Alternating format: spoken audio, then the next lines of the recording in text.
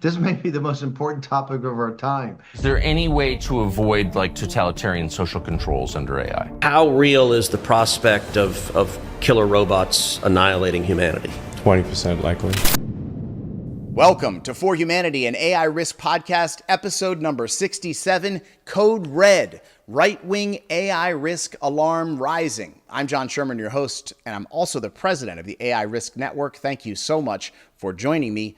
This is the AI Risk Podcast for the general public, no tech background required. This show is solely about the threat of human extinction from artificial intelligence. Please take a moment to subscribe if you have not. And if you are a subscriber on YouTube, go one more and hit that little alarm bell. It will let you know when every new show drops. There's going to be so much new and exciting stuff coming out here on the AI Risk Network in the coming weeks and months. Want to make sure you get it just as soon as it drops. Okay, so here is the situation we are in. The AI billionaires and their companies are building systems they openly admit may well kill you, kill me, and everyone we know and love in the very near future. They openly admit they don't know how to control these systems or even how they work, and they're spending all their time and money making them stronger, not safer. We have fewer than 100 weeks to wake up the public so that the public demands action from our elected leaders.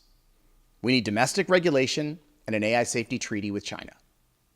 If we get those within the next 100 weeks, your family may well survive the next decade. And if we don't, AI may just kill us all. So we need to achieve a political awakening, right? This is the reality. This is what the AI Risk Network is all about, helping to achieve this political awakening. AI risk is not political, right? It's humans versus aliens. And I have a great hope that the world can come together and be bonded against this common enemy that the AI companies are choosing to build.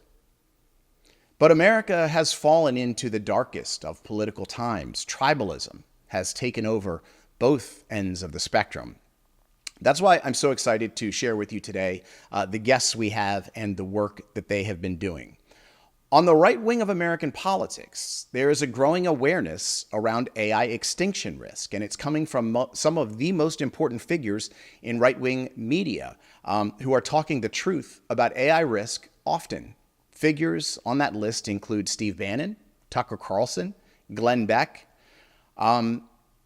You might not love Steve Bannon, or maybe you do, but he is saying all the right things about AI risk. Listen. I say you need more. There's more regulation to open a nail salon or hair braiding salon on Capitol Hill than there is of the top four folks chasing artificial general intelligence. Is that going to change? Is that because the industry's just flooded the zone with money and what they want is kind of laissez-faire and devil catch the hindmost in this? So this week, we're going to take a look at the rise in AI risk awareness and advocacy on the right. Our guests are Mark Beal of the AI Policy Network and Brendan Steinhauser of the Alliance for Secure AI. Mark regularly testifies before Congress about AI risk and has worked on AI at the Department of Defense. Brendan's organization is brand new. I went to the launch event in DC just a few weeks ago, and I was so impressed. The Alliance is putting out ads on right-wing networks featuring right-wing leaders and media stars talking about AI risk. And they're doing also a lot of local media appearances as well, saying all the right things about AI risk. So here is my conversation with Mark Beal and Brendan Steinhauser. Guys, you have been doing some incredible work in terms of spreading awareness of AI extinction risk. I am grateful for the work you're doing, and I think everybody's going to be super interested to learn about it. So I always love to start out just a little bit from the top, sort of who you are, how you got here, how you got involved in this stuff. Mark, well, we'll start with you. I know you have a lot of really interesting experience around AI, Department of Defense and all that stuff. Just give me, in a nutshell, what got you here today? Hi, John. Good to be here. Yeah, let's see. I think at the core, all of us are kind of science fiction nerds. Interested in physics, interested in computer science, have been for a really long time. And 9/11 kind of revectored my career. I was a senior at a military high school in Richmond. And of course, that the wars then sort of preoccupied my time, but I was able to get back into technology at DoD and helped stand up the DoD's Joint Artificial Intelligence Center and led our strategy and policy directorate there and got a real taste of the opportunities and also the threats that this amazing new technology might pose. And I think it's been kind of been focusing on that. It's like the most important question of our time since then. Yeah, absolutely. And Brendan, how'd you get here? Well, I'm glad you went with Mark first because he's really a big part of the reason that I'm here. He called me up about a year and a half ago, and he's like, I want to get you involved in this AI policy space. And I knew a little bit about the work that he'd been doing, but he really filled me in. I remember reading a memo, might have been a 3-page memo or something that he had shared with a bunch of his colleagues and people who care about this topic. And I read that and had some conversations with him, and then kind of went down the rabbit hole and read just about everything I could. I've watched hours and hours of video, listened to podcasts, and just continued to just do research and read so I could feel good about talking about it and feel like I knew what I needed to know to go out and tell the story. And so I got brought in professionally to do some communications work and support the effort of the AI safety and security community. But honestly, it's one of those things. I've worked on all sorts of policy issues for the last 20 years. It runs the gamut. But this is the one that just feels critical to the future of humanity. It feels different. And it's something that I haven't felt this way about anything I've ever worked on. Just every day I jump out of bed ready to go to work. And so I appreciate Mark for bringing me into this world. And it's just really rewarding to work on something as important as this. I think that's so important, Brendan. I'm so glad you said that because I think people so many times feel powerless, feel a lack of agency, feel like there's nothing we can do, feel like this is depressing. Why would I want to talk about that? Why would I want to think about that? That's horrible. But I feel like you do. I jumped out of bed this morning. I'm so excited for this week. I'm so excited to do this work we're doing. And I feel like we have a moment here to like make a difference and actually find a better future. And we're in it right now. And it is really exciting to be a part of and not depressing. That's sort of my, outlook on it. So we are in a really interesting moment. With this stuff. I feel like there is a new awareness in the general public, sort of breaks in the clouds, if you will, green shoots coming up through the earth where places where I had hoped people would start to pay attention to this stuff, and they actually are. And a large part of that is on the political right. And this is fascinating to me and really important and something you guys are involved in. And I really want to sort of unpack here today. So I guess either one of you can take it.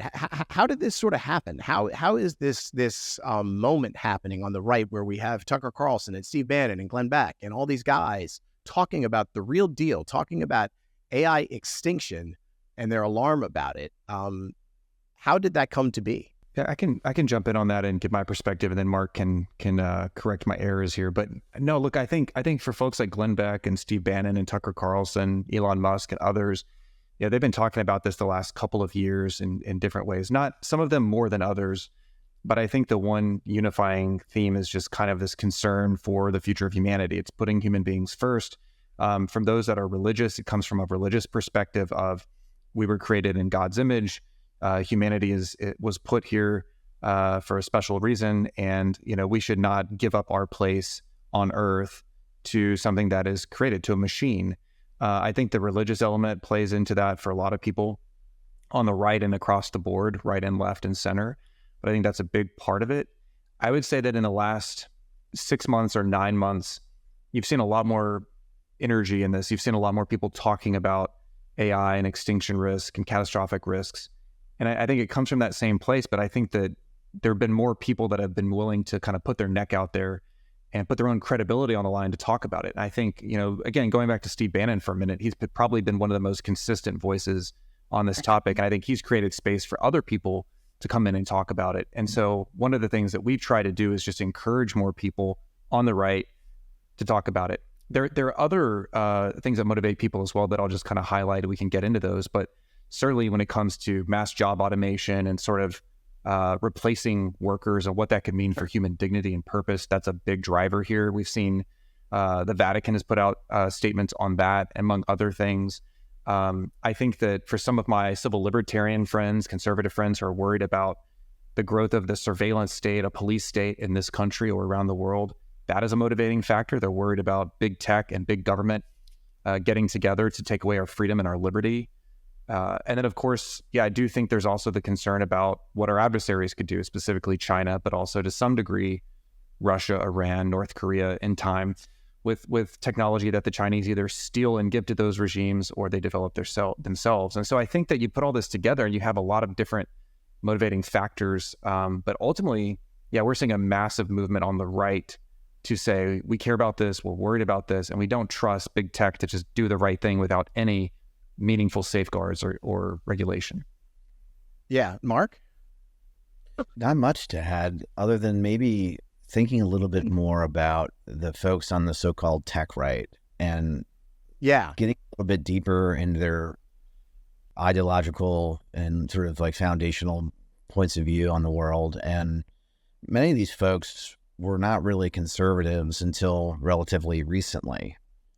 And if you think about what conservatism actually is, and you read the Burkes and the Russell Kirks and T.S. Eliot's, and you kind of look at the doctrines that these folks are espousing, I think at a philosophical level, you sort of see this profound divide in terms of our assumptions that we make about human nature and the universe and our role in it. I think perhaps folks may have seen Peter Thiel's recent interview talking about the Antichrist, and I that sort of reveals at best theological confusion from a Christian perspective, and at worst, something even more devious than that. So I think the folks like Bannon and others are, I think, reacting to what these people are actually saying. And I know it sounds crazy, but you listen to Peter Thiel talk about transhumanism and the jump from transgender to transhumanism, you kind of scratching your head a little bit. Trying to make sense and make heads or tails of that. So it's not like people like Bannon and all these others are just making this stuff up, literally just reacting to the public statements that these folks made. I'll mention one final thing. A former colleague of mine at the Jake, the person who's perhaps the prime mover of this gentleman by the name of Brendan McCord, very successful entrepreneur, very pro-humanity, pro-tech. He tweeted the other day something about, I'm not sure these AI people are really on team humanity. And he kind of went on to enumerate a whole bunch of the direct quotations from the industry itself. And I think if you're not concerned about some of this, it's only because you haven't really paid attention yet or you haven't noticed. Yeah. I think it's really interesting to examine the sort of the tech right thing that happened. And it was right about a year ago, right? It was right after the Butler assassination attempt. And an hour after the assassination attempt, Elon goes on Twitter and is like, I fully endorse Donald Trump. He's my guy. And then an hour later, Jeff Bezos is jumping in, and like it feels like the whole tech right, Andreessen, David Sachs, all the cars start pointing in this direction right after that moment. And it created this alliance that seemed to me pretty solid. But now it seems to me this is the thing that is really sort of threatening a little bit. Like, is it possible that the tech right that came to MAGA Trump right after the assassination could go away? Could they break up? Is that a possible future over this? Maybe I I'll think it's take a real this first. Yeah, go ahead, Mark. That's all right. Yeah. It's funny in American politics. Read some of our history. You sort of see the emergence of very strange bedfellows, united by a kind of a very narrow set of interests. And the story is, over time, those interests will begin to diverge. For example, I find myself talking to many folks, so-called effective altruists. Like, that was not on my bingo card, 2 years ago, as someone, who didn't seem to share a lot of my values, but here we are, because they share a worldview with us. And I think in a similar way, the sort of newcomers to the conservative movement in the tech industry saw an opportunity with MAGA. And there's a sort of a tactical alignment of shared interest here. And I think it's a struggle. And it's going to be really interesting to see who kind of carries the day in this White House. But I think the more folks sort of read again what these folks are saying, and these guys are storied venture capitalists and entrepreneurs. Many of them have done amazing things to the world. And I'm certainly not anti-technology here. I just read, for example, the Techno-Optimist Manifesto, and I read these patron saints, Italian fascists and dark Enlightenment heroes, anti-democracy heroes, the language of salvation through technology. Even the use of the word patron saints as a Catholic, I find quite offensive. And so I just think, there's obviously, at the surface level, obviously we all want America to win and win big. But when you start doing a little bit below the surface, the vision for how we achieve that, I think, going to start to look a little bit differently. And it's going to be unclear how much this alliance will kind of hold if the rest of this administration and where all that goes. Yeah. Brendan? Yeah, I would just add, I when you were talking about how the tech right got behind Trump hours after the assassination attempt, it does beg the question, was it just an opportunistic play that they thought, okay, now Trump's going to win, we're going to get on board because it's inevitable and we want to be close to him? There is some, I do think that's a real possible scenario that they just saw the opportunity to say, look, he's going to win. We need to get in with him now. We need to give him money and support. And I think Elon probably took a lot of credit that, he gets some credit for sure, but there probably is other credit that maybe he doesn't deserve. Because I've worked in politics for more than 20 years now, and some of this stuff is just, it's hard to know exactly what tipped it over. But the assassination attempt clearly gave Trump the winning path, I think, when people saw how he responded to that in a really, truly heroic way, in a very brave way. I think that his election was maybe not inevitable, but it definitely, it turned the betting people to put their money toward him. But I would also add, look, I don't know anybody outside of those handful of people and a few of their defenders in the press, on the conservative press. I don't know any regular normal people who are consider themselves tech right, and I don't know that many other people who sort of follow them and follow what they say and do as the view of the right or the view of a conservative approach to AI. You really don't meet those people. I mean, they do have influence, of course, sometimes with their podcasts and things they write, but most people, the vast, not only majority, but I would say well over 75, 80% of conservatives, grassroots Americans have a lot of skepticism about AI.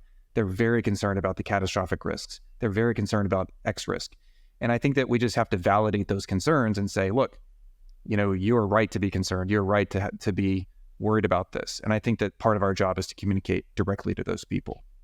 Sure. How much power do you guys think big tech really has? Because before the 99-1 Senate vote, thought they had almost all of it. When Gavin Newsom, vetoed SB 1047, I was like, I don't even know what to do. What if we can't pass this law in California? Where could this law ever pass? I what do you all make of that? Sure, I'll go first on this one. I think, look, big tech is not to be underestimated. They still have tremendous resources, tremendous power, political power, social power. You look at what they've already built in terms of what's on our phones, all the apps on our phones, the phones themselves. And we're so many of us are so addicted to these things and to the apps that there's real power there. There's who knows all the things they're actually doing to track us on this. I mean, some of that's been reported on, but there's probably other things we're not even aware of.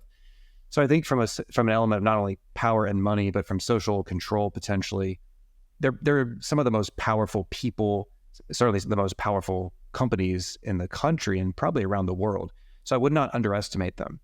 I think that they can be defeated politically when it comes to certain policy fights, but I think it's going to take a growing coalition of people. It's going to take real political pressure from the ground, from the districts and states where these members of Congress represent, to be able to do that. And I think we're going to win some battles and we're going to lose some battles. Ultimately, I think we have to put our eyes toward the most important battles and make sure that we are fighting on the ground of our choosing. And so I think the moratorium was certainly one of those fights, but I think there are many fights to come. And I would not count out big tech when it comes to getting some big policy wins. And of course, with some of the news recently on NVIDIA now selling H20 chips to China, it's pretty clear they still have a lot of clout. Yeah. Mark, were you surprised 99-1? That shocked me because I thought, I thought dozens and dozens and dozens of them are thoroughly in the pockets of big tech, and it's just not even a question. It's funny. I mean, we certainly do seem to have the best government money can buy, and the industry has a lot of that money. I don't think of them as the enemy or the opponent here, though, because I know it's a tough balance here, but if we're going to be if I want to be intellectually honest, the twin engines of science and capitalism have elevated hundreds of millions of people out of poverty, and change is very scary. The thing we have to guard against, and what I think where big tech lost my trust over the last 20 years, is their lack of willingness to impose restraints on themselves. Yeah, they have been unable to they've been unable to sort of question like what is actually in not just my narrow financial interest, but the interests of civilization as a whole. And the debacle with social media policy, I think, was just the tip of the iceberg. And I think to me, when these folks made it clear that they're going to do backdoor deals with China, and they're going to, or even frontier deals with China, and they're going to sort of speak out of two sides of their mouth, they betrayed us. I felt very much betrayed. And I think when you have the very folks that are building these systems sounding the alarms about very dangerous future scenarios and buying bunkers, we were one quote here. I just want to, so Paul Tudor Jones is the sort of storied Wall Street investor, and he was on CNBC a few months ago. Yeah. I don't know if folks saw this interview. This was a moment. This was this caught the world's attention a little bit. And Paul Tudor Jones was sort of relayed his shock at one of these executives when he was asked the question. This AI executive apparently was a household name. This guy was asked, what are you doing about AI security?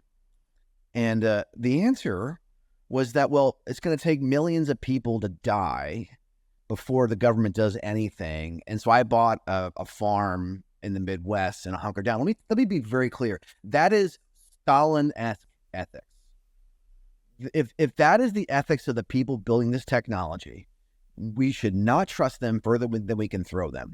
And I am a little surprised that Congress hasn't hauled all of these guys up in front of them for a public hearing and asked each one of them to account for their public statements on this issue and explain themselves to the American people. That they're, our system of government doesn't tend to coerce behavior of anybody. This is what freedom is all about. And our friends in Congress, they're very reticent to impose, to impose and coerce private actors and private citizens. In the context of what these folks are saying themselves, though, this is a fundamental trust issue that we have. It's either a bunch of BS marketing or they really believe it. I believe that they really believe it and they can't be trusted. Yeah. Well, we're going to fight them as hard as we can on this. Yeah. What do you guys make, and how, as you're making the argument out there, how do you employ the idea that the CEOs themselves, the AI CEOs, openly admit what they're doing is making technology that can kill us all, that they can't control, that they don't understand how it works? How do you process that as just a human being? There's another human being out there that is doing this, this, and this. These are the possible results, and they're coming back to work again tomorrow. I can't figure out whether it's actual guilt that they feel that they're doing this. I don't buy the argument that it's marketing because I don't see how that would actually help them. I think if it's a marketing ploy, it's what other industry would make a product to sell the product and say, oh, by the way, it's harmful, it's going to hurt you, it could kill you. Nobody does that. So I think that's just such a straw man. I don't think that's an argument that works. I think it might be guilt that they actually know that this is a real possibility. But then it's kind of like, well, if you do feel that level of guilt, then why are you continuing? And I think, I honestly think the conversations that they're having in those companies is like, well, we know the other guys are building it, so we got to do it. They're like, either they're going to get there or we're going to get there. And so there's this there is a race within the companies to develop AGI and ASI, and it's sort of just, full steam ahead. But I do think they understand these risks. They're putting them out there. Maybe some of it's also just kind of a CYA, like, hey, we told you guys it could go south. We were upfront about that. We were transparent. But I don't think that's good enough. I think if they know they're developing something this dangerous, they have not only a responsibility to humanity and to our country, but it's in their own self-interest. Like, don't they care about their own lives, the lives of those that they love?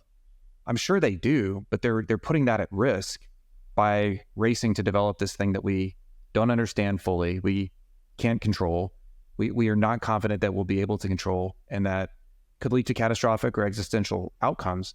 So it's beyond me what motivates them and how they're able to just square that circle. Yeah, Mark? I mean, I think, so the sort of origins of deep learning and at least its commercialization in the early 2010s, I think spurred a lot of interesting conversations and theorizing about superintelligence. And I think part of the argument for taking X risk seriously back then was that if you didn't take it seriously, you weren't going to get funding to get these labs operations off the ground. So I think from a business case perspective, public statements on X risk was in their interest back then to sort of make these claims for. And now, of course, flashing forward, there's element of God complex in some of these folks. And there's, again, the element of like the ethics, I think, being fundamentally at odds with the values and ethics that most of us as Americans hold. Like, for example, I as I understand it, this gentleman, Sam Bankman-Fried, the biggest fraudster in history, would often have this quote where, like, if he flipped a coin and 51% chance that he like saves the world and 49% chance everyone dies, he flips the coin at time. And that sort of utilitarian, anti-Christian, that's the kind of ethics I think that are very pervasive in Silicon Valley. And it's why I think there's been this big backlash. You asked earlier about the 99 to 1 vote. It wasn't just the X risk groups that, I kind of think carried the day. It was a lot of child safety groups. It was a lot of conservative state houses. Is folks who are beginning to see, like, wait, you're building this stuff that could really fundamentally change the world and transform the world into your likeness and image, and we need a voice in that. And what I think I'm most excited about is, at least if you buy into what most of these companies are saying, they're inviting this national dialogue. So this is a very important thing that we're all talking about, and we're all going to be sort of making decisions together to try to figure out what the best way forward here is. Yeah, absolutely. That's what this show is about. That's what this network is about, is letting people know what's going on. Because how do you guys deal in your own personal lives, right? I carry this around with me all the time. I know you guys must as well, right? Like, it's impossible to take 2 steps forward without having this in the back of your mind to some degree.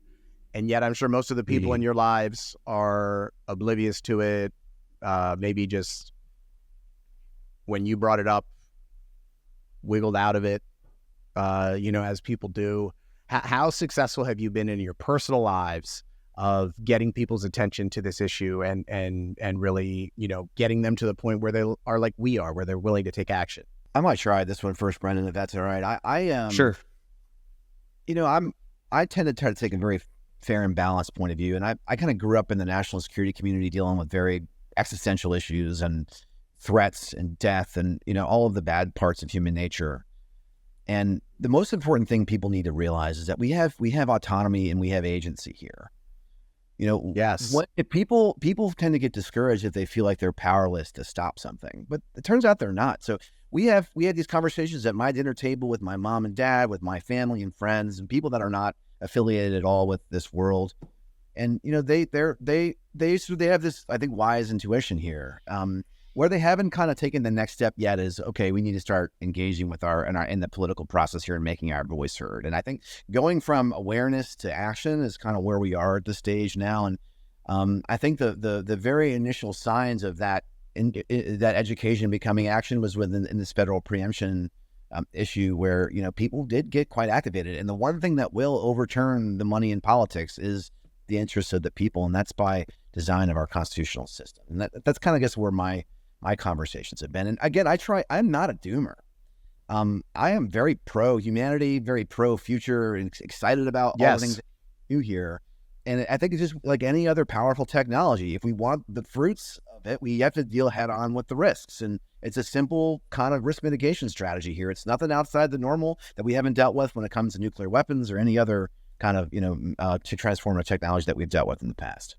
Yeah, I love that. I am not a doomer either. In fact, I believe the number one doomer on the planet is Sam Altman, as the one who is bringing the doom.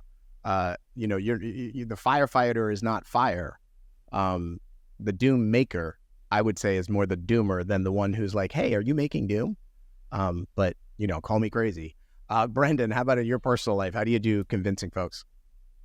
Yeah, it's been interesting. It's been really positive in the sense that people are very open to hearing what I have to say. I try not to inundate them every day with stuff, but I do send articles. I send media clips. Hey, did you see this? Or what do you think about that? I think, whether it's my parents or aunts and uncles or friends, they're very open. They're very interested. And I think that's a good sign. And I also do think there's a latent fear there, like a worry, a concern about this. And they just, their frame of reference has mostly for the last few decades been popular culture, which is kind of expected. But I think to the extent I can share articles that sort of show, okay, here's some references to studies or data that might persuade people, or here are some examples that are real world examples that have happened recently, I think that's helpful. So the crazy thing is that we've been tracking this very closely for the past 3 months in particular when we started the Alliance. And the amount of daily news about this topic broadly is really quite something. And I think just in the past 3 or 4 months, the coverage of AGI, ASI, catastrophic risks, other harms has really picked up. And so it's funny because I actually feel like you have to be thoughtful about what you share and when you share it, because you could easily inundate people and they could just be like, stop spamming me. But you have this urge to want to share these things that happen because you're seeing these patterns emerge. If you follow this daily and weekly in a very close way, you see these patterns emerge and where we might be going. And so, you want to sound the alarm, you want to tell people, but I also think we have to be careful to not just, constantly bother them about this. It's got to be a check-in. It's got to be moving the conversation forward. But I also think that's where mass media comes into play, doing shows like this, many other shows to say, we want to get this topic out there more. And we can talk more about this, but we've had a strategy of trying to do good old-fashioned local TV, radio, newspapers, right? Just regular folks who are watching the news, 5 o'clock news, 10 o'clock news. We want to get that coverage on this topic to those folks so they can at least be exposed to it. I think that's a big part of what we have to do. I love it. And I want to talk for a moment of just about the two organizations that you gentlemen are running. I had the pleasure of going to the kickoff, the launch of Brendan's event in DC, and I was so impressed. If I had like a golf scorecard and I was taking a score as you made your 20-minute speech, I'd have given you like a 99 on like proper AGI extinction talk. Like it was, everybody wants to get off the base path and go to deep fakes or something that's more comfortable. You didn't do that. You stayed in the real the whole time. And I was so impressed. And I've been so impressed with what the organization is doing. So Brendan's running the Alliance for Secure AI. It's a brand new AI risk org dealing with policy, dealing with communications. You guys have a new office in DC and you sort of have origins in sort of right-leaning politics. And that's an area that you're pushing into. Making TV ads and radio ads featuring Tucker Carlson, Glenn Beck, Steve Bannon, and then running those on right-wing outlets, and then also doing some left-wing equivalents of those. Super fascinating, really, really vital stuff that you're doing. So, Brendan, just give us a little bit about the Alliance and where it's going. Yeah, thanks for that. I appreciate you being at the launch. It was a great event, and it was great to see so many friends and colleagues that have been supportive along the way in terms of ideas and support.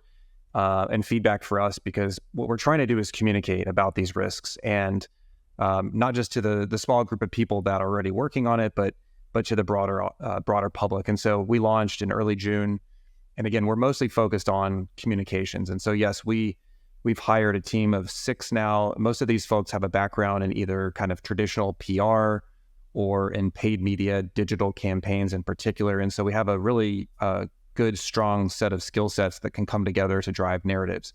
But one of the things that I've learned over the years doing political work and communications work is that it's really important who the messenger is for a particular audience. And so you have to highlight that trusted messenger with that audience to really drive the message home. So for example, I can't get my conservative friends to listen to Bernie Sanders, but I can get my liberal friends to listen to Bernie Sanders. And I can get my conservative friends to listen to Glenn Beck or Steve Bannon. And so I think that we've tried to sort of say, look, here are people that you already trust and you listen to when it comes to things like politics and economics. Look at what they've had to say, right? Don't just take our word for it. Yeah. And then of course, we're also highlighting what people in industry have said. Without a doubt, those statements are very jarring, and we need to make sure that people understand that. But I think what we're trying to do is kind of, to borrow a line from you, John, to make this conversation about AI risk, kitchen table, dinner table conversation on every street in America and every house in America. And I think you do that by using earned media and paid media to drive the message home and to meet people where they are. Because, for example, some people, they're mostly focused on the impact on jobs and the economy. They're worried about mass automation. Maybe they have, college students that are about to graduate. So these parents are concerned about that first and foremost. That's fine. We'll talk about that. Others care about their kids on social media. They have preteen girls at home. They're worried about the mental health of those girls. We've already seen what social media has done there. So we can talk about that and how AI can really exacerbate that problem. So I think we have to meet people where they are, but then I think it's also as important that we then, with our communication strategy, take them, down the path of now saying, okay, now you came into this conversation on that topic.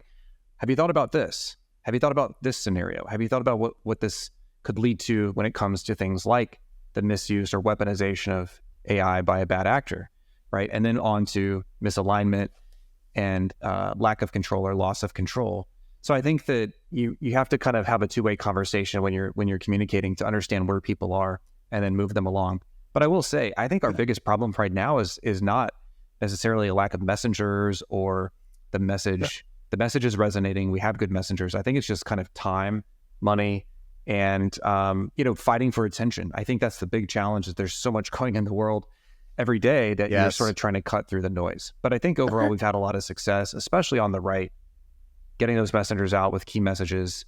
And Mark's been fantastic at that. For example, putting them out there on Newsmax and the One American News Network and Fox News and a bunch of other right-wing media to say, hey, here's a conservative messenger for you that you can trust. He's got understanding of this technology and what it can do. Here's what he recommends. And so I think that's been a powerful approach. Love it. And Mark, I've been so impressed with what you do. Like, you have that DOD background, you get up there and you testify, which gives you, in the Senate and the House, and gives you this very, serious work that you're engaged in. And you also have your own organization, the AI Policy Network.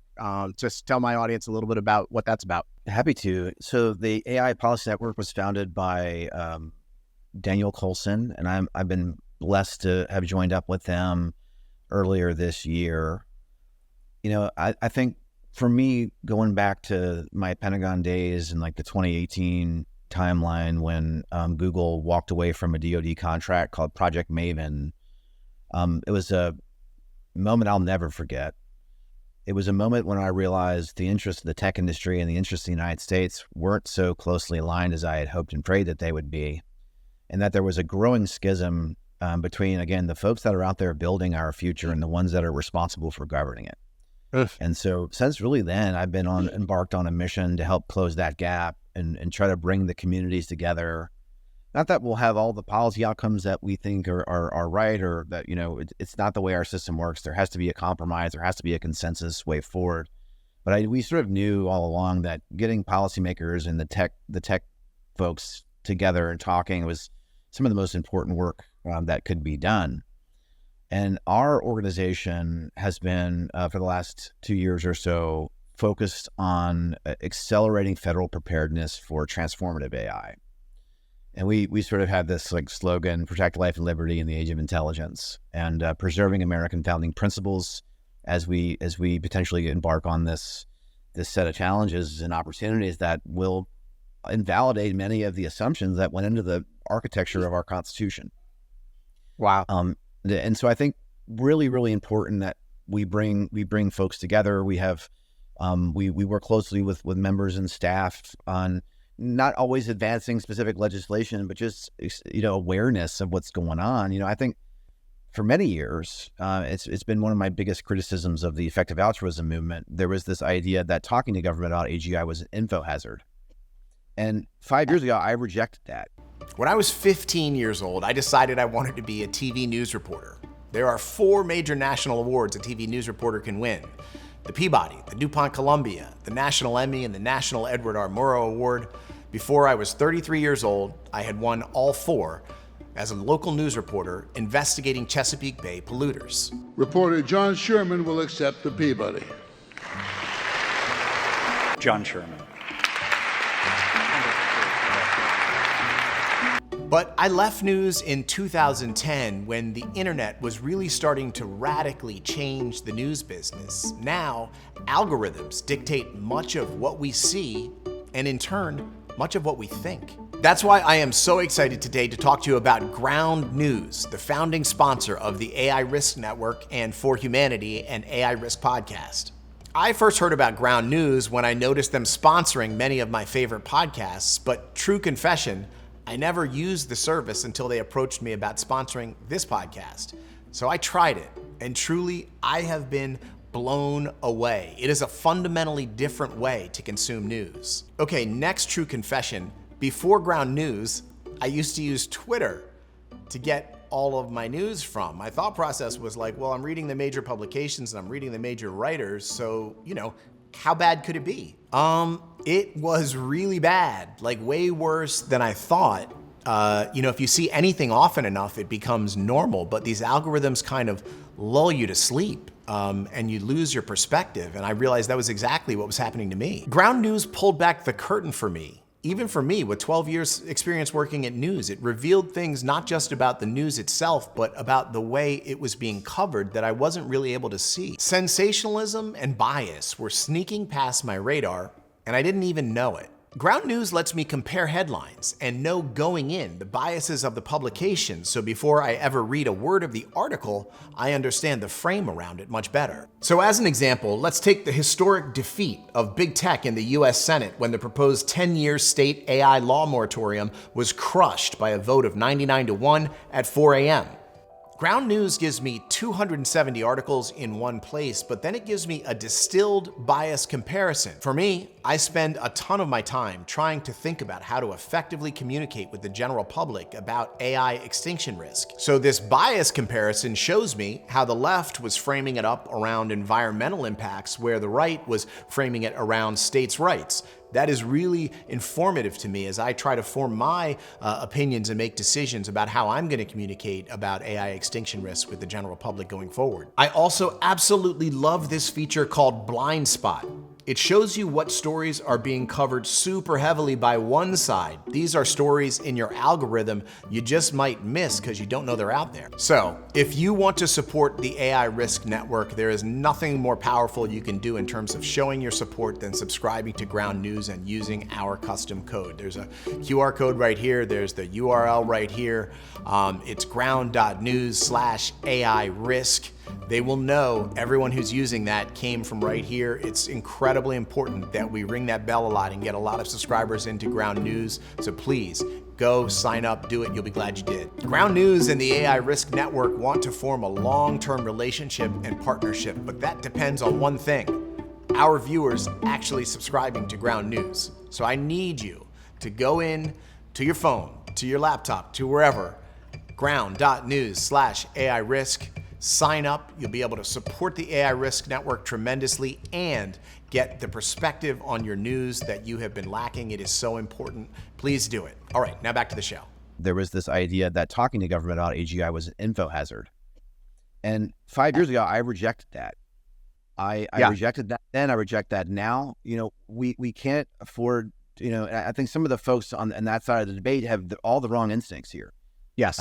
We have to bring people together. We have to give them the information so they can make decisions. They may not make the decision you want them to make, but they need the information. We can't hide it from them and expect the sort of the policy to sort of, go well. But then in terms of specific legislation, we are pro-innovation, pro-America, and we understand that all the different voices in the United States ought to have the seat at the table and ought to have a voice. And our voice is simply like, what are things we can do time now to prepare for a range of potential on future scenarios? We don't know the timelines. We don't even know when or if these capabilities will come online. We do not know that there's enough evidence now that if it does happen on a shorter timeline, we'll be looking back at this time now and be like, wow, we wish we really did the basic minimum things to help give our policymakers options to respond in the event that some of these doomsday scenarios begin to unfold. Yeah. Here's something that I'm looking for that I'm interested in your guys' thoughts on. We need political champions.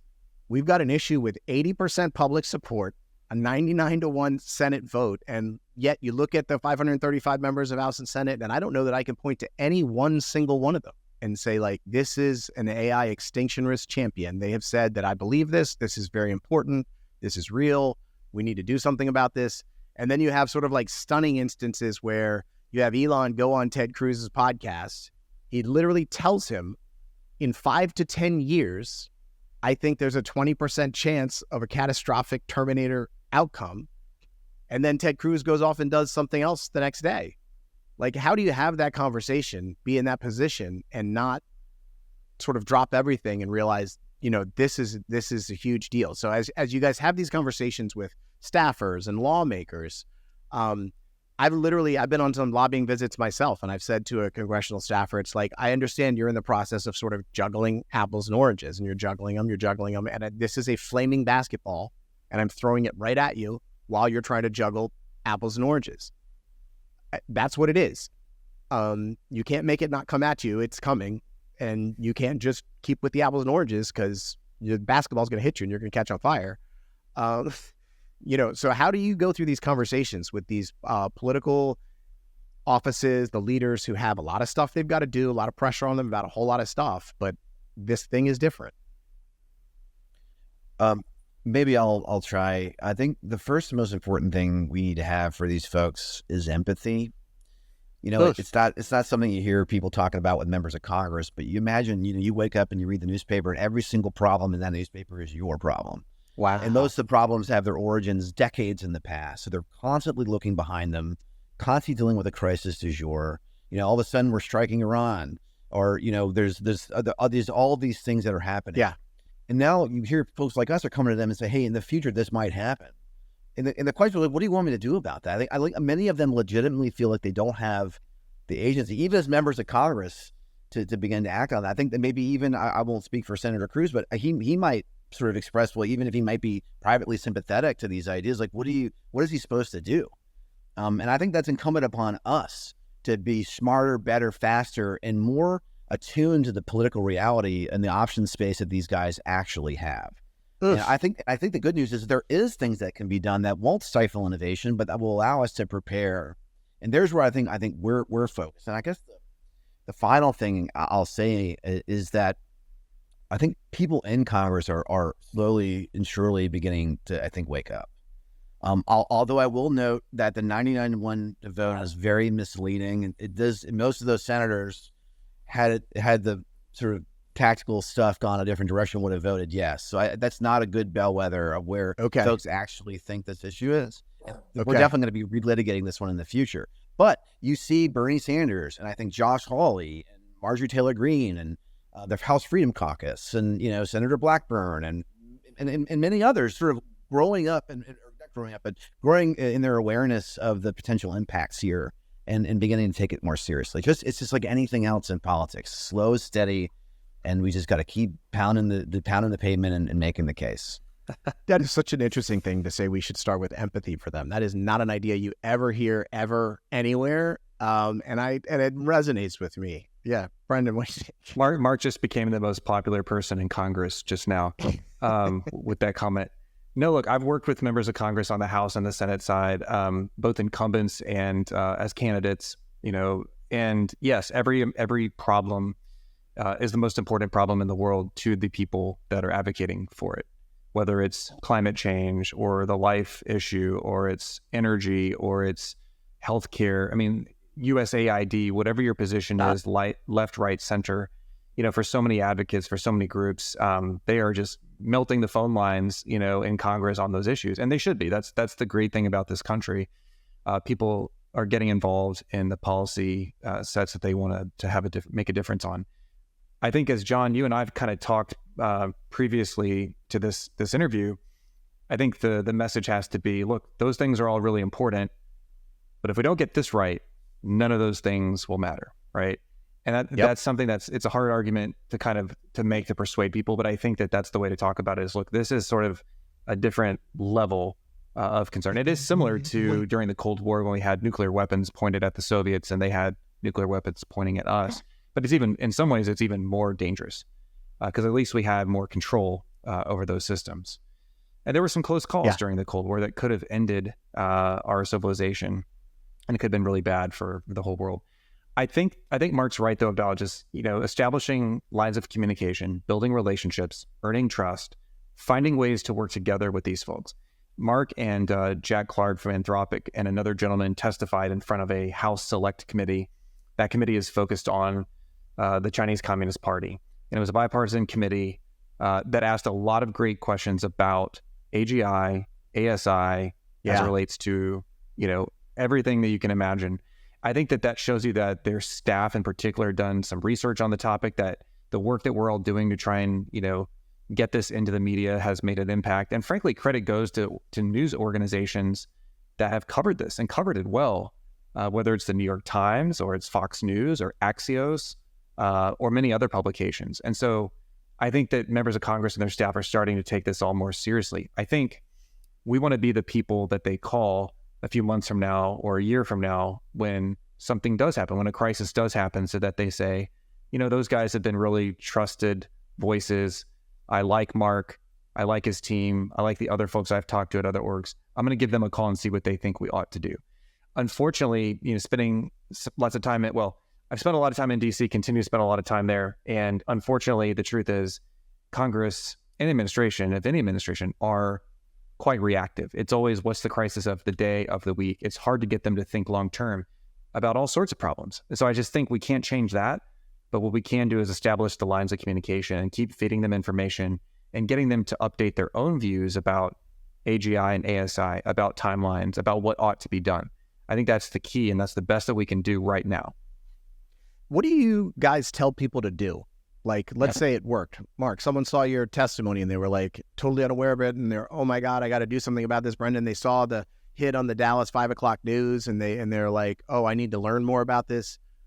My go-tos are like, call your elected leaders and demand, strong AI safety laws and spread the word. Tell a friend, tell a neighbor, have the conversation. Do you guys have anything beyond that you ask people that you want them to do? Donate. Put your money where your mouth is. Find the orgs that you like that are aligned with your values. Get involved. That might be another one. Write your local newspaper op-ed sections, and engage with members of Congress. I think a point you made earlier, John, an important one. The public polling on AI is quite negative. It's just not top of mind for most people. So it gives many politicians a bit of a free pass to not really. If people aren't calling Congressman Smith's phone every day and blowing up his office, it's like, well, they got thousands of other people that are.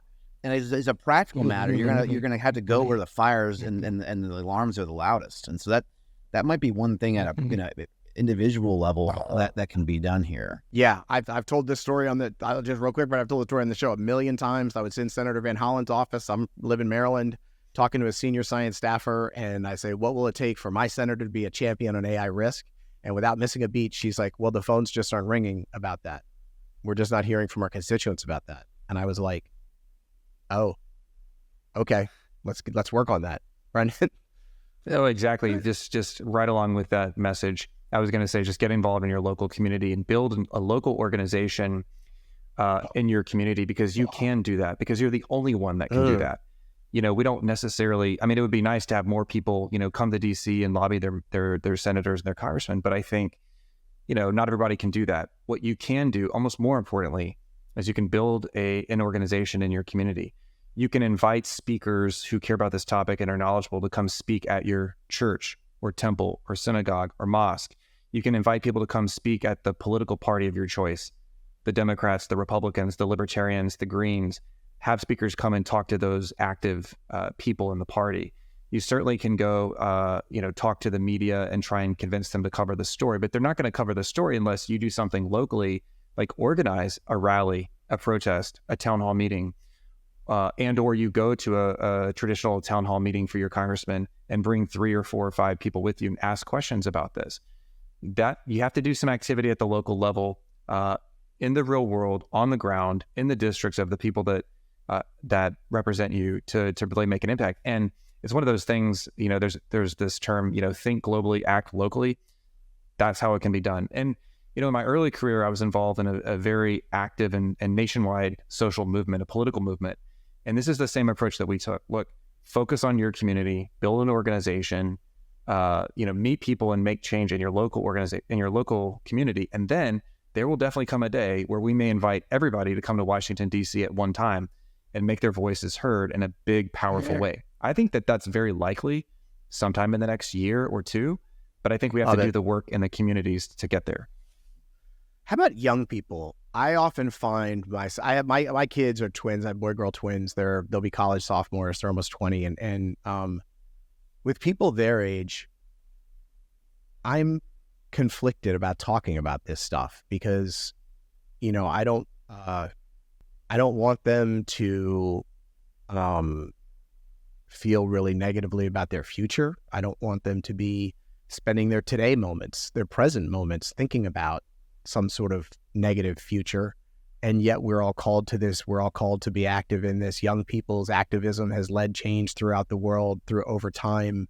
The young people are a required part of this. How do you guys deal with, I don't know if you have people of that age in your life, or just dealing with talking about this stuff to young people when it's like, I don't want to ruin your day. I don't want to make you think your future is not going to be bright. But man, there's a real thing we got to talk about here. I remember when, I don't have a personal memory, but I read about when Pope John Paul II was elected Pope, and on the balcony in St. Peter's, he says, "Non abate paura," do not fear. I think that's my message to my teenager. Yes. No, the world is the world that, there's a limit to how much we can influence things here. And by the way, as my son calls it, chat jippity, he's made great use of it. And he's got business ideas. He uses it to augment and supercharge his education. And, he's also worried about, like, what do I study in college? And let alone the kind of the broader, existential issues that we may be coming in down around the corner. But I think it's the same message you give to any other teenager. You have agency and power. You are responsible for taking that action, and we can guide you as parents on what you're going to do, but ultimately the choices are yours. And you have a decision to make here, and what you're going to do, and how you're going to spend your time. And help as folks who want to cultivate good citizens, good Americans who care about the public interests. This is what I'm trying to do with my son, and getting him at least aware of this and talking about this with his friends. That's the kind of, I think, step one. And it sounds like a little thing, but I think that's kind of some of the most important things we as a society can be doing now. Because again, it's not that we're anti-technology. At least I'm not. It's just that this stuff is so transformative. It's going to have such an effect on society that we all need to have our voices heard. And people aren't going to be going out seeking your voice without you sort of inserting yourself into the conversation. And that's kind of what we've been talking about. It's all, we try to protect our kids from media that's like too scary before a certain age, right? You can't watch that movie until this time and this kind of stuff. And it's like, I am of the moment where it's like, kids, it doesn't matter what your age is. We are living in the scariest movie you could have ever watched. We're in it. It's real. And that's sort of the conversation that I shy away from, or that truth to really sort of like, hammer it home like I would to an adult who I expect to be like, oh my goodness, I have a responsibility to deal with this. I guess I just feel this tension with the young people. Brendan, does that make any sense to you? Well, it does. And my children are younger, from ages of 1 to 9. I've got 5 kids, and we are definitely in the mode of protecting them from things we don't want them to see or hear or experience. They're in that really special time of just being children. But yeah, I recognize that there will come a day where we'll have to have some tough conversations about all sorts of topics. But I think that, when they get to that age and they're ready to have a conversation about this, I agree with what you guys are saying. I think it's reminding them that they have a choice, they have agency, that they can look. I mean, their parents both are people that have spent their life and their careers working on causes they believe in. We've had successes, we've had failures, but there's something noble about the fight. This is the most important fight, not only of our lifetime, but of all humanity. If we don't get this right, then there will be no history books, there will be no future. And so I think in some ways, what a great opportunity. What a great opportunity for humanity to come together, for young people to lead a peaceful revolution, to protect and preserve what we've built, our civilization. And I think that there's something special to that. And I think for people of faith, it's even a next level where you think about, we have this calling to do this, where we believe we were created by God for a purpose, and that humans were put here for a very special reason. And I think that is worth fighting for. It's worth living for. And I think that I have faith in, and certainly my kids and all of our children, that they will live up to that task. I think that human beings are very resilient, and I think that we will come together. It may take longer than we would hope, But I think when the time comes for them, I think you're going to see the masses really move into action to help each other and to preserve humanity. I love it. I love it. I have a kind of a vision of a potential future, Brendan. We've talked about it a little bit on the side. And it's where this is the issue that brings humans together. Like, this is the issue that takes our broken tribal politics and it's humans versus aliens.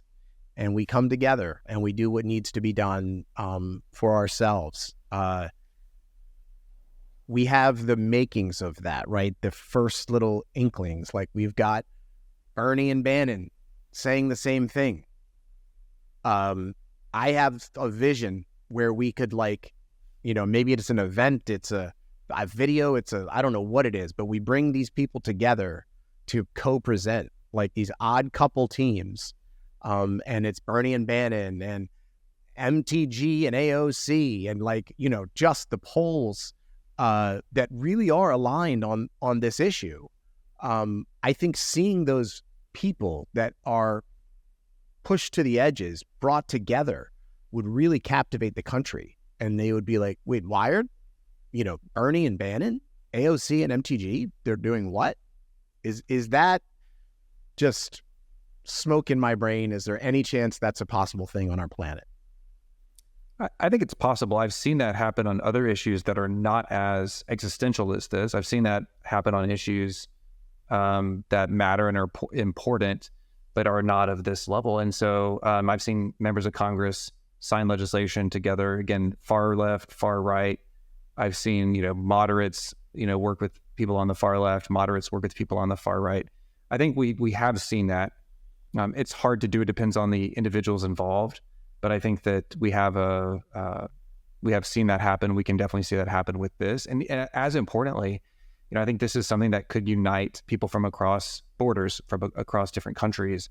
You know, one thing that's on my mind a lot is natural disasters and the response of our communities to those. I'm here in Texas, and we just had some really horrible flooding, and I've watched people pour in from all over the country, from other countries as well, to help with relief efforts. And a lot of times when you see things happen around the world, we see Americans go and help there as well. So there is something about the human spirit that, at least for many of us, and probably most of us, that we want to help those in need, and that we want to band together and put aside our differences.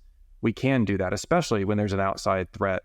And especially something like this, that is, it's not just other humans that are potentially threatening us, but it's something foreign and alien in a very different way. It's foreign and alien as it relates to what it means to be human. And if it's something of our own creation, it's almost even worse. And so I do have hope that human beings, you know, there will be a point where they will get together, where we will get together and put aside our differences. And frankly, it's in our own interest to do that. You know, it's not like we even have to rely exclusively on altruism or ethics or moral philosophy, but it's in our interest. It's in our self-interest, rational self-interest of ourselves and our kids and our grandkids to do that. So I'm hopeful we will do that. My concern is if we wait too long and it's too late. I think that's the big concern that I have. Mark, do you think we really do want to put our differences aside? Like, I'd like to think that. I think 10 years ago, 20 years ago, there was a real spirit in the country of, like, we want to put our differences aside and meet in the middle. And now I kind of feel like everyone is real comfortable on the edges and clings to that edge. Do we want to come together? I fundamentally believe that when you cut through all of the partisan media and all of the noise and, you know, all of the ways that various factions are trying to activate the American people, there is a desire to come together on big issues. And part of that desire to come together is a vociferous debate on what the right answer is. You know, Brendan is a very humble guy, downplays the incredible role he's played in American politics. But he and I go back to graduate school days, and I founded this organization called the Burke Paine Society. And it was this idea that folks like the descendants of Burke, who were more conservative, and the descendants of Paine, who were more liberal, could be brought together in micro gatherings and have discussions about politics. There would be serious debates, but the arguments coming out would be better. And, you know, obviously that was a very, during the sort of the Kavanaugh hearing and all of the stuff, it got to be really, really problematic. But I think at the fundamental level, we want to have a way in which the ideas can compete and the best ideas can win. And they'll get better as a result. And you will have less of this sort of pendulum swinging back and forth, this like lurching between various policy preferences, if in fact you can account for folks who disagree with you and try to find and forge a consensus way forward. That's really hard to do, but it's certainly possible. It's even more difficult, though, in a context in which many Americans can't afford housing, in which they have a crisis of jobs, in which the family systems are breaking down and so forth. There's a lot of other stuff on the agenda for many people right now, and figuring out the way to get AI at the table is I think the thing that we need to work a little bit more deeply on. Sure. How do you guys employ the job loss argument? It's such a powerful one to me. I think in politics, it's going to be the thing that probably moves politicians more than extinction risk more quickly. And yet the remedies for the job loss problem can be different than the remedies for the extinction problem. But I feel like job loss is going to be the thing that makes a real difference to most people first. And extinction interested people like us would be foolish to neglect the job loss door knock. That is going to be, that's the first thing that's going to knock on the door is job loss. But how do you guys think about dealing with that, Brendan? Yeah, I think you're right. I think, again, whether you look at the polling numbers or you look at how politicians talk about this topic, there's a big focus on job loss and automation. If you look in the news over the past few months and certainly the past few weeks, there's been a lot of headlines about that. The major CEOs of companies, including Dario Amodei, of course, of Anthropic, but also the CEO of Ford. You've seen the CEO of Salesforce and many others talk about the impact of AI on jobs.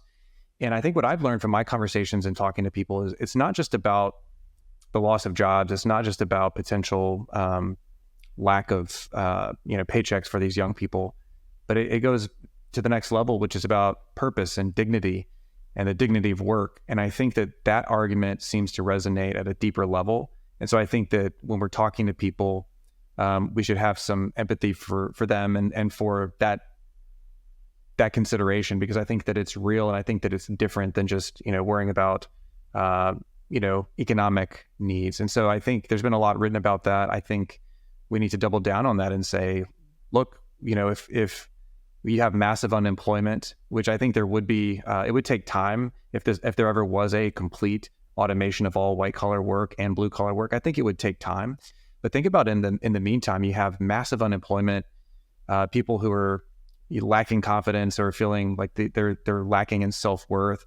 That can lead to all sorts of problems, mental health crisis in this country, to social inequality, social instability, political instability.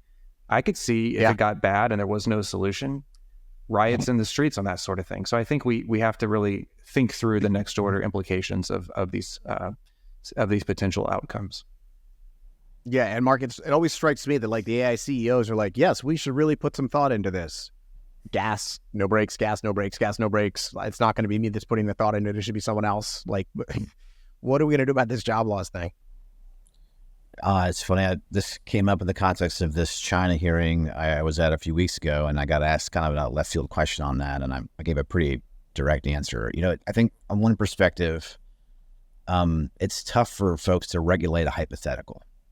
And right now, there's a lot of conflicting signals about the extent of this job loss problem. On one hand, you have companies, I think by our measurement, we had, unscientifically found about 400,000 people already this far in 2025 have lost their jobs as a result of AI. And then there are potentially, I think recent college grad unemployment is at the highest it's ever been. Unclear whether that's about AI, but the data seems to be suggesting that AI is playing a role and a lack of willingness for folks to make these hires. And so the scenario in which I think is probably the most alarming is not one where we wake up tomorrow night and the entire economy is automated. It's one of the frog being boiled alive in the pot. And, 4% to 6% to 7%, 12%, 18% over a period of 2 or 3 years. I think the arguments from some corners of politics will be like, well, these are people that just made the wrong bets on what to study in college. They're just lazy. They want freebies. They want to be welfare recipients, which of course we reject. all of that. Simply not true. And that slow boil scenario is perhaps the one that seems most likely to me. And, when I hear these folks from the industry talk about very underspecified ideas like universal basic income, I just harken back to all the things I read about the Leninists, and, that communism was going to recreate human nature and the new Soviet man, and everyone according to his ability and each according to his need. And it's going to be this utopian dream. And of course, that utopian dream turned into the nightmare of the gulag. And as I do worry that as we talk a big game about universal basic income, are we taxing the industry, and the government's going to be paying out, and who determines how much money people get, and what's their incentive for social, to raise their social status or to try harder in the economy anymore? These are profound social contract issues that could be a fundamental threat to our way of life in the United States.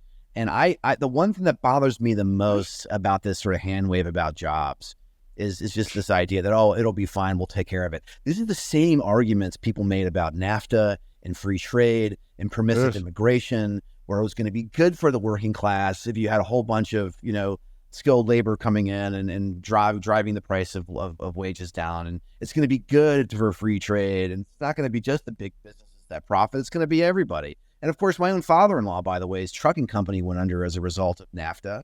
And he turned into be one of the biggest Trump supporters that there is as a result of this. And so if people can't wake up to that message and think about that now, that's their failure of imagination. Yeah. All right, guys, I could talk to you gentlemen forever, but I want to bring it to a head here. So I would like to end with something that gives everybody hope. So as you look to the future, in the coming months, what is it that makes you the most hopeful, Brendan? Look, I think if you look at human history and you go back and you look at where we are right now, we still live over the last 30 years or 40 years in this country, in this time, we still live in really one of the greatest times of all time, whether it's material wealth, whether it's access to information and technology, life expectancy, rates of things like infant mortality, poverty, literacy. All of those trend lines, all of those metrics are in a very good place, especially compared to where we've been. If you study history, you look at how rough, how tough, how short the human experience was for most people. And so I think right now we have this opportunity to peer ahead into the future and say, we have a choice, we have agency to continue those trends, to reap the benefits of technology, to be in control of technology like AI, and to make sure that those trend lines continue to go up so that life expectancy continues to go up, so that we are a happy, healthy people who get to continue to do great things. I think that's a real possible outcome, and I think we have to work toward that every single day and maintain that sense of optimism. I love that. Mark, what is it makes you hopeful looking forward? I mean, look, we live in the greatest country in the world. We live in the product of 2,000 years of Western civilization that is, we become the heirs of these ideas of liberty. And, liberty comes with a responsibility. We have to make choices. We have to take action.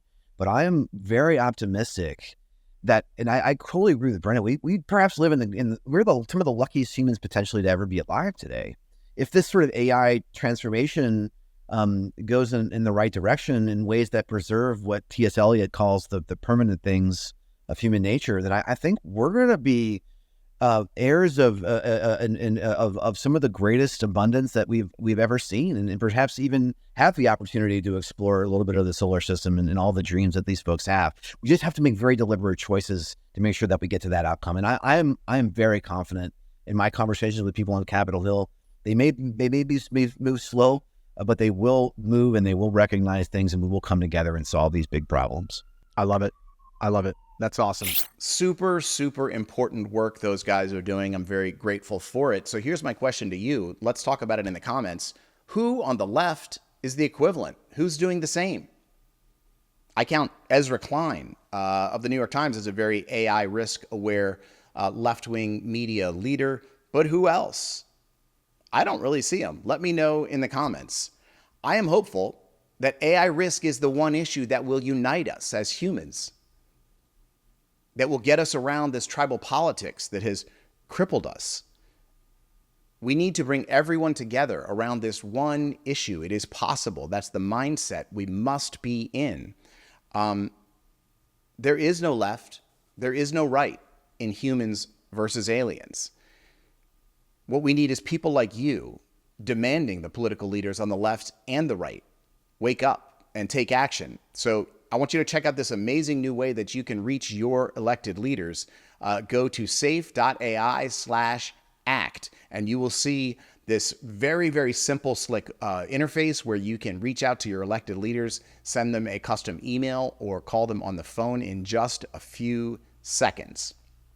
Go do that. Safe.ai/act. Do it all the time. Send it to a friend. Have them send it to a friend. Again and again and again and again. That's what we need. Because remember, AI risk is not someone else's problem to solve. It is yours and it is mine.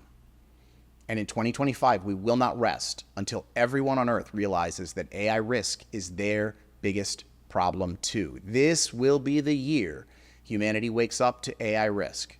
We will not allow a few thousand people to wipe the other 8 billion of us off the face of the earth. No way. For humanity, I'm John Sherman. I'll see you very soon.